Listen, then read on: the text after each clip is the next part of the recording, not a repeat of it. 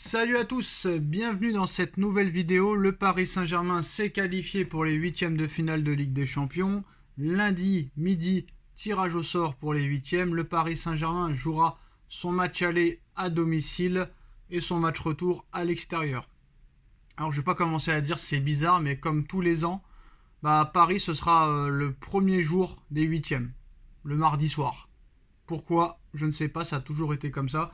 Mais vous verrez que Paris jouera le premier jour des huitièmes de finale de Ligue des Champions. Maintenant, contre qui le Paris Saint-Germain va tomber? Alors c'est soit la Real Sociedad, le FC Barcelone, l'Atlético Madrid, le Bayern de Munich, Arsenal ou Manchester City. Alors déjà, j'ai pas peur de dire qu'à l'instant T, 14 décembre 2023, les 6 équipes, j'ai oublié Atlético je crois, les 7 équipes que potentiellement Paris peut affronter, et ces 7 équipes-là sont supérieures à toi à l'heure où on parle.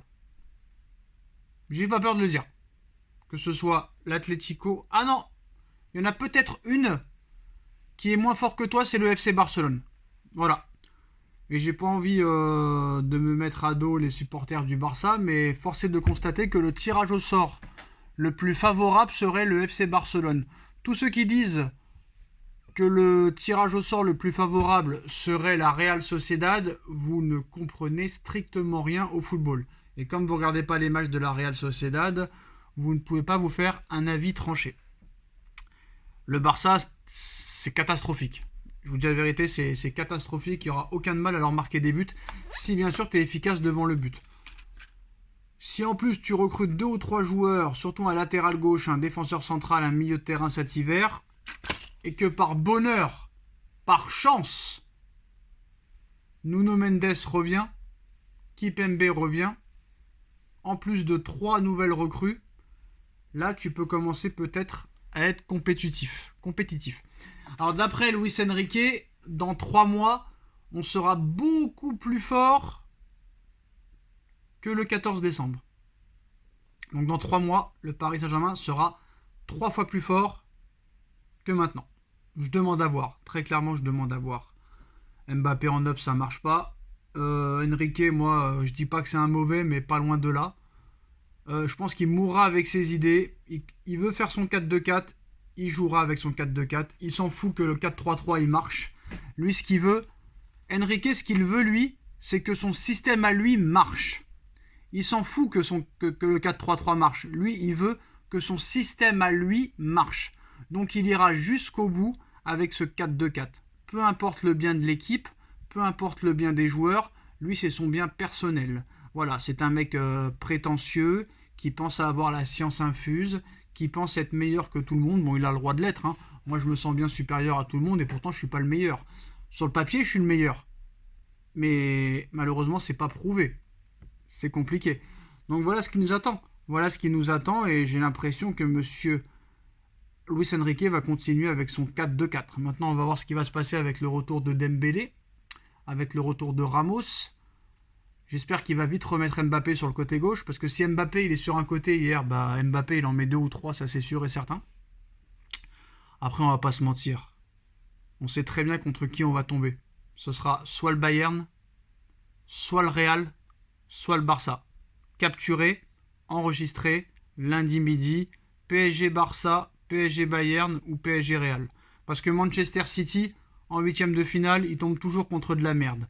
Donc je vous annonce, Manchester City va tomber contre Copenhague.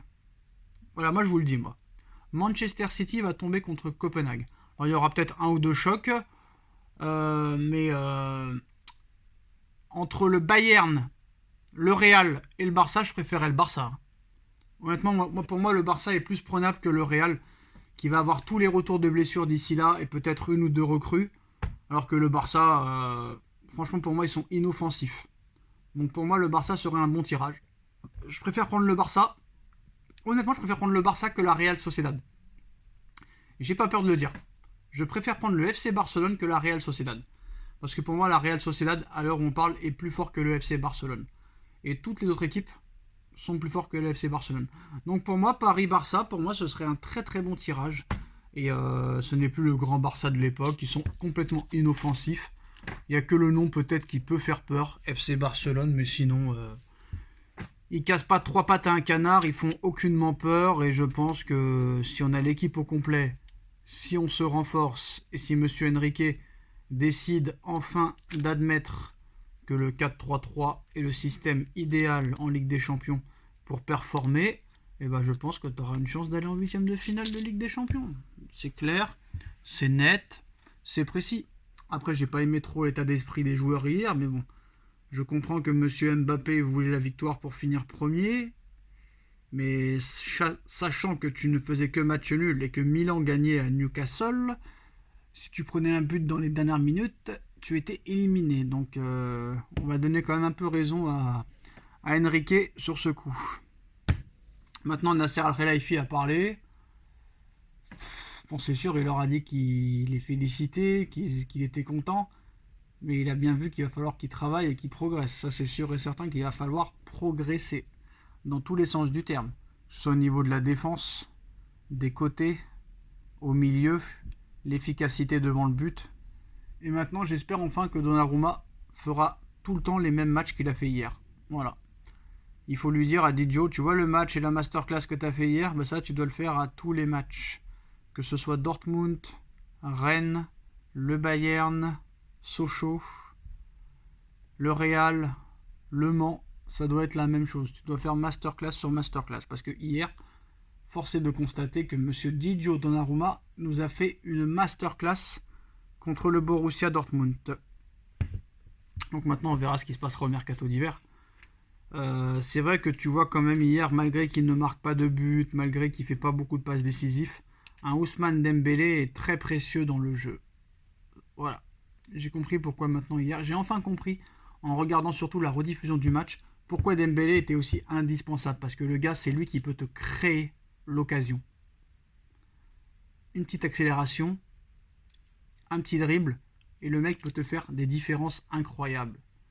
Et nous, malheureusement, on pense que à but, passe, stat, but, passe, stat. Et il y a des fois des joueurs qui peuvent apporter beaucoup plus que ça. Alors c'est vrai que Dembélé devrait plus marquer, faire plus de passes décisives, mais c'est vrai que Dembélé apporte des choses qui peuvent vraiment aider l'attaque. Je pense que c'est pour ça que tous les grands coachs qu'il a eus l'ont mis titulaire dans tous les clubs où il est passé. Que ce soit le Borussia Dortmund, le FC Barcelone, Paris et aussi l'équipe de France. Voilà les gars, dites-moi en commentaire ce que vous en pensez, quel serait le meilleur tirage pour le Paris Saint-Germain et le pire tirage pour le Paris Saint-Germain. On va pas se mentir, hein, le pire ce serait le Real ou City. Et le moins pire ce serait Barça ou Real Sociedad. On like, on partage, on commente, on s'abonne. Et on se retrouve très vite pour une nouvelle vidéo. Tchuss.